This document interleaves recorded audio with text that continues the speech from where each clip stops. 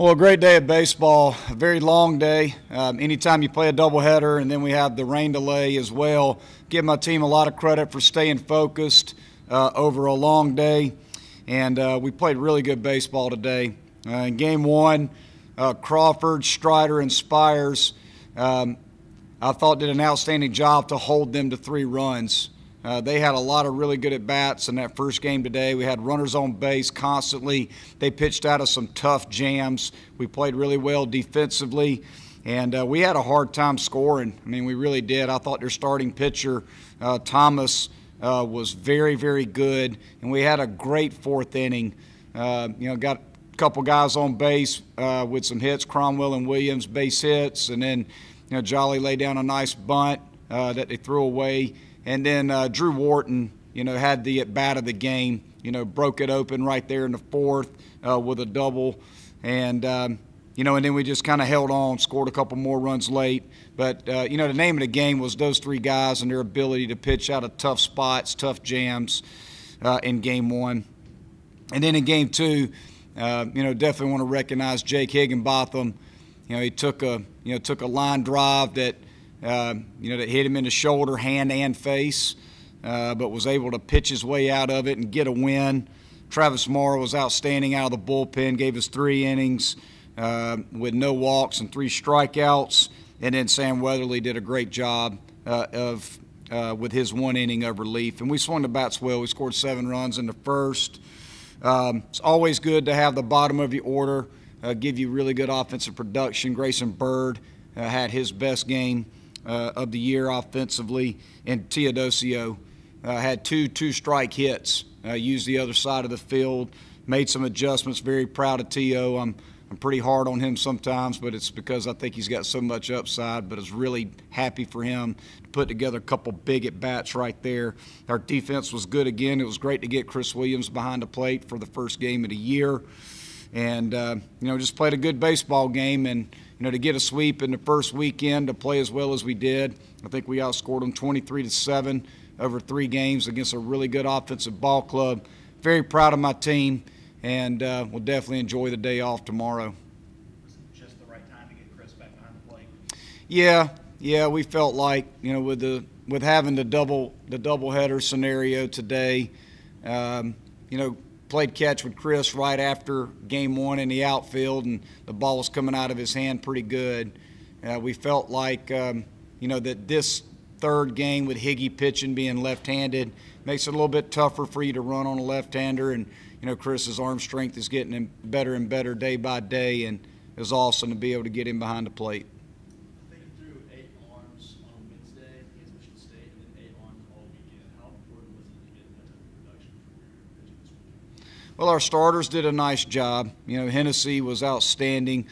Crawford kept us in the ball game, and Higgy did a great job today. I think, what you see with our team is we like to use our bullpen, and we feel like we have some depth in the pen, and we have guys that are capable of pounding the strike zone and getting out. So, there's a lot of teams that aren't as fortunate as we are, and I've coached teams where you were hesitant to go to the pen. You wanted to keep your starters in there, but we feel like we have plenty of options. If our starters get in trouble, and we feel like we have a number of guys, and we still had 4 or 5 guys that we could have went to that we didn't even pitch. So it's always a good feeling to want to use your bullpen because you feel like you have some options down there. Speaking of bullpen, talk about the job that Strider did first game. Well, Spencer, and I forgot, I didn't mention him, and I wrote his name down, so glad you brought him up. Spencer did an outstanding job out of the bullpen, and it was great to get Spencer in there after a tough start against Michigan State. We needed to get him back in the game, get him back on the mound. Did an outstanding job of competing for us and giving us quality innings out of the pen. Back in that first game, what was the umpire's explanation on that quick pitch by Carson Spires? He just said it was a quick pitch, and I don't think he was ready for it. I think it surprised him. Playing a lot of good baseball around here, 15-1 star, best since 2002. What's special about this team? Well, I think from what I've seen so far, and we're only 16 games into the season, so we've got a long season to go. we can beat you in a number of different ways. I think that, the constant has been our pitching and our defense. It seems like if you watch our team, somebody's going to make a big defensive play or two with runners on base to get us out of jams.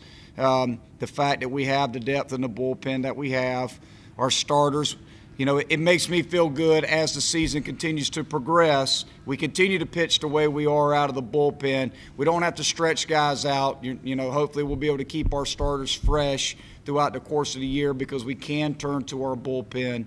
I think our offense is only going to get better, and we have some guys that we can use in different spots in the lineup. Just overall, it's a fairly disciplined offense, and we have some power.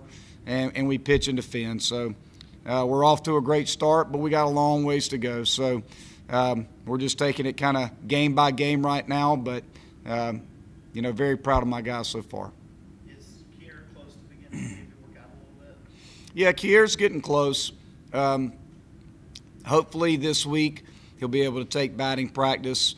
I know he's hitting off the tee on a daily basis. He's playing balls off the bat. So we'll hopefully be able to ramp him up to maybe some batting practice at some point this upcoming week to 2 weeks.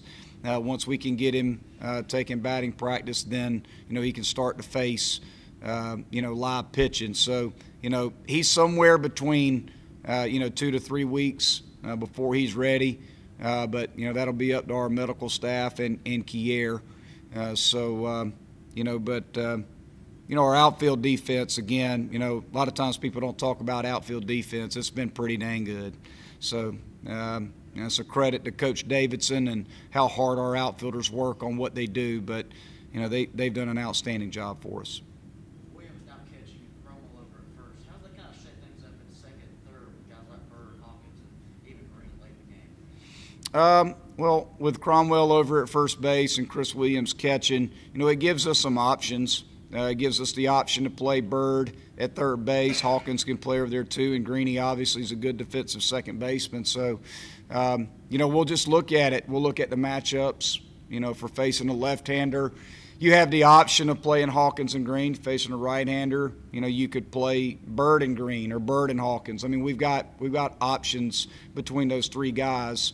So we feel pretty good about any one of them that we run out there. They're all veteran players and experienced and bring different things to the table.